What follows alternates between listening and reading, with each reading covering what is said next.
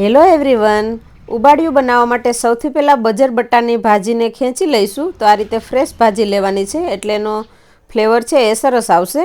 અમે અહીંયા બજર બટ્ટો કહીએ છીએ, તમે કઈ ભાજી કહો છો એ કમેન્ટમાં જણાવજો. તાજી મરચી પણ આપણે તોડી લઈશું. તો આ રીતે તાજી મરચી અને એકદમ તીખું ઉબાડિયું હોય તો ખાવાની મજા આવે છે.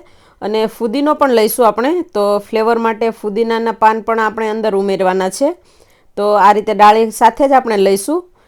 ઉબાડિયા માટે 250 ગ્રામ સુરતી પાપડી, 250 ગ્રામ શક્કરિયું અને 300 ગ્રામ જેટલું રતાળું છે. 7 નંગ બટાકા લીધા છે નાની સાઇઝના, એટલે ઝડપથી ચડી જાય. વજનમાં 350 ગ્રામ છે. તો આ રીતના નાના બટાકા લેવાના છે. બટાકાને આપણે આખા રાખીશું અને રતાળું અને શક્કરિયાના ટુકડા કરવાના છે. હવે મેં અડધી વાટકી શિંગદાણા લીધા છે, અડધી વાટકી તુવેરના દાણા લીધા છે. હવે સૌથી પહેલાં શાકભાજીને ધોઈ લઈશું. તો પાપડીને મેં સાફ કરી લીધી છે. હવે એકદમ સારી રીતે ધોઈ લેવાની છે. તો આ રીતે ઘસીને સાફ કરી અને પાણીથી ધોઈ લઈશું. હવે ફરી પાછું બીજું પાણી લઈને બટાકા, શક્કરિયા અને રતાળુને ધોઈ લઈશું. કેમ કે રતાળું અને શક્કરિયામાં વધારે માટી હોય છે એટલે બરાબર સાફ કરવાનું છે. ઉબાડિયા સાથે ખાવાની ચટણી માટે 5 નંગ મરચી લીધી છે, 4 તીખા મરચાં, 5 કળી જેટલું લસણ, 2 ઇંચ આદુના ટુકડા, 50 ગ્રામ જેટલું લીલું લસણ, 1 લીંબુ અને ધાણા લીધા છે. ઉબાડિયા માટેની ચટણી બનાવવા માટે મેં અહીંયા ધાણા લીધા છે, 80 ગ્રામ જેટલું લીલું લસણ. ધાણા અને લસણનું પ્રમાણ વધારે રાખીશું. 1 લીંબુ, 3 ઇંચ આદુના ટુકડા, 2 ઇંચ હળદર, 10થી 12 કળી સૂકું લસણ, 7 નંગ તીખી મરચી, 6 નંગ મરચાં લીધા છે. હવે અધકચરું વાટી લઈશું.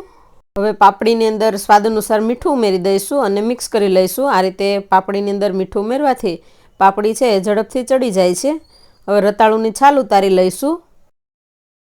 હવે મેં અહીંયા 3 ચમચી જેટલા શેકેલા તલ લીધા છે, અડધી વાટકી શેકેલા શિંગદાણા, ફોતરા કાઢીને અધકચરો ભૂકો કરવાનો છે. રતાળુની છાલ ઉતારી લીધી છે. હવે એના ટુકડા કરી લઈશું. તો રતાળુના થોડા મોટા ટુકડા રાખીશું આ રીતના. હવે શક્કરિયાના પણ આ રીતે ગોળ ટુકડા કરી લેવાના છે. બટાકાને આપણે વચ્ચેથી કાપો મારીને આ રીતે આખા જ રાખવાના છે. તો મસાલો ભરાય એ રીતે કાપો પાડી દઈશું આ રીતનો. ઉબાડિયા માટેની ચટણીને વાટી લીધી છે. તો આ રીતે અધકચરી રાખીશું તો એનો ટેસ્ટ છે એ સરસ આવશે. તો આ રીતની ચટણી પીસાઈ ગઈ છે. હવે એની અંદર સ્વાદ અનુસાર મીઠું ઉમેરી દઈશું અને 1 લીંબુનો રસ ઉમેરી દઈશું અને બરાબર મિક્સ કરી લેવાનું છે. મિક્સ થઈ જાય એટલે એક વાસણની અંદર 1 ચમચો ચટણી ઉમેરી દઈશું, અડધી ચમચી જેટલો અજમો ઉમેરી દઈશું અને રતાળું અને શક્કરિયાના ટુકડાની અંદર ઉમેરી દઈશું અને ચટણી સાથે મિક્સ કરી લેવાના છે. બરાબર બધા રતાળું અને શક્કરિયામાં ચટણી લાગી જાય એ રીતે મિક્સ કરી લઈશું. તો આ રીતે ચટણી મિક્સ થઈ ગઈ છે. હવે કાઢી લઈશું. હવે 1 ચમચો ચટણી લઈ અને ફરીથી પાછી અડધી ચમચી જેટલો અજમો ઉમેરીશું અને આપણે જે મીઠાવાળી પાપડી રાખેલી છે એ ઉમેરી દઈશું. અડધી વાટકી શિંગદાણા, અડધી વાટકી તુવેરના દાણા ઉમેરવાના છે. હવે ચટણી સાથે મિક્સ કરી લઈશું. બરાબર બધામાં ચટણી લાગી જાય એ રીતે મિક્સ કરવાનું છે. એને પણ કાઢી લઈશું.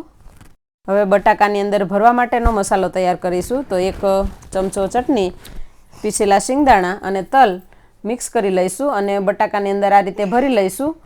તો આ રીતે બધા બટાકાને ભરી લેવાના છે. તો આપણું શાકભાજી તૈયાર થઈ ગયું છે. હવે એક નવા માટલાની ઉપર આ રીતે માટી લગાવી દેવાની છે અને અંદર આપણે જે ભાજી રાખેલી છે એ ઉમેરી દઈશું. તો આ રીતે ફરતી બાજુ આપણે ભાજીને ગોઠવી દઈશું એટલે શાકભાજી છે એ બળે નહીં. અને ફુદીનાના પાન પણ આ રીતે ગોઠવી દઈશું ડાળી સાથે જ, એટલે એનું ફ્લેવર પણ સરસ આવશે. તમારી પાસે આ ભાજી ન હોય તો તમે કેળાના પાન પણ લઈ શકો. હવે આ રીતે બધી બાજુ પાન ગોઠવી અને બધું શાકભાજી રાખી દઈશું. બધી બાજુ ભાજી હોય એ રીતે આપણે ગોઠવવાની છે. જો ભાજી નહીં હોય તો આપણું શાકભાજી છે એ દાજી જશે. તો આ રીતે બધું શાકભાજી ગોઠવી લઈશું અને ઉપર ફરીથી પાછું આપણે પાન રાખી દેવાના છે અને થોડા ફુદીનાના પાન અને આ રીતે બજર બટાના પાન રાખી દઈશું અને બરાબર પેક કરી દઈશું. હવે ઉપર રકાબી ઢાંકી અને મેં અહીંયા રોટલીનો લોટ લીધેલો છે. રોટલીના લોટથી માટલું પેક કરી દેવાનું છે. હવે થોડા નીચે પાંદડા રાખીશું અને એના પર ઊંધું માટલું રાખી દઈશું. હવે માટલાની ફરતી બાજુ છાણા અથવા તો લાકડા ગોઠવીને તાપ કરવાનો છે. તો આ રીતે બધી બાજુ બરાબર તાપ લાગે એ રીતે 30 મિનિટ આપણે ઉબાડિયાને ચડવા દેવાનું છે. તો 30 મિનિટ જેવું થઈ ગયું છે. હવે માટલું ખોલીને જોઈ લઈશું. તો આ રીતે ઉપર જે આપણે પેક કરેલું છે એ લોટ કાઢી લઈશું અને ઉપરથી પાંદડા જે રાખેલા છે એ પણ કાઢી લેવાના છે. ઉપરથી આપણે 1 ચમચા જેટલું શીંગતેલ ઉમેરી દઈશું. તો શીંગતેલ ઉપરથી ઉમેરીશું તો એનો ટેસ્ટ સરસ આવશે. હવે ઉબાડિયાને કાઢી લઈશું. તો એકદમ સરસ આપણું ઉબાડિયું ચડી ગયું છે. આ રીતે પાપડીને જોઈ લઈશું તો એકદમ સરસ રતાળું પણ ચડી ગયું છે અને બટાકા પણ સરસ ચડી ગયા છે. તો ખાવામાં એકદમ ટેસ્ટી એવું ઉબાડિયું બનીને તૈયાર છે. તો તમે પણ આ શિયાળામાં ઉબાડિયાની રેસીપી જરૂરથી ટ્રાય કરજો અને તમને આનો ટેસ્ટ કેવો લાગ્યો એ કમેન્ટ કરીને જણાવજો. Thank you.